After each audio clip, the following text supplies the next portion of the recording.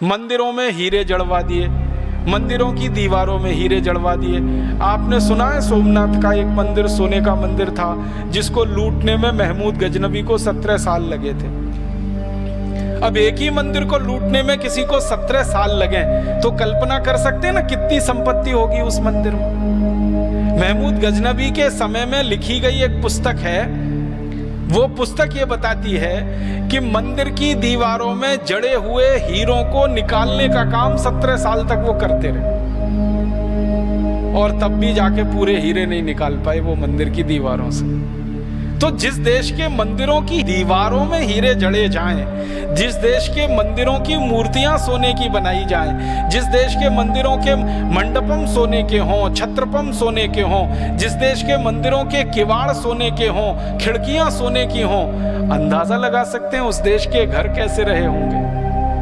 अंग्रेजों के जो इतिहासकार रहे हैं वो बताते हैं कि भारत में जब वो घूमने के लिए आते थे तो किसी घर में खाना खाने के लिए जाते थे तो वो कहते हैं कि घरों में जाते थे तो सोने के सिक्कों का ढेर लगा मिलता था।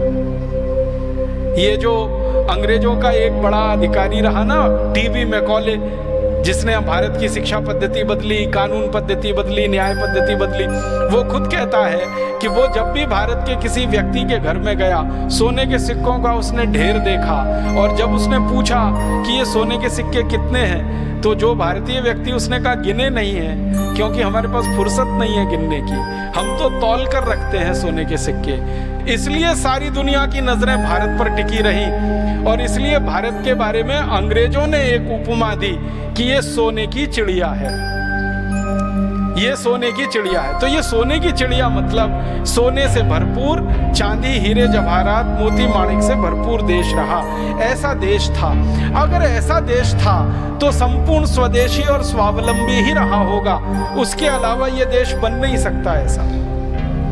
तो उसकी खोज जब हम लोग करते हैं आजकल और आगे भी करते रहेंगे तो पता चल रहा है कि इतना स्वदेशी और स्वावलंबन इस देश में रग रग में भरा हुआ था कि ये देश अद्भुत बना।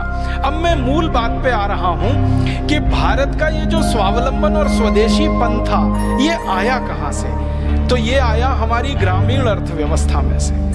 अंग्रेजों के आने के पहले तक भारत की अर्थव्यवस्था को दो हिस्सों में बांटकर अगर हम देखें तो एक थी नगरीय अर्थव्यवस्था और एक थी ग्रामीण अर्थव्यवस्था।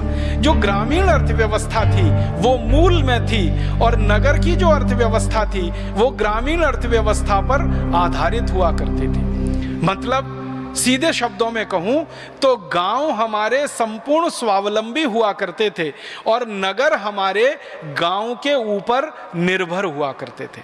मतलब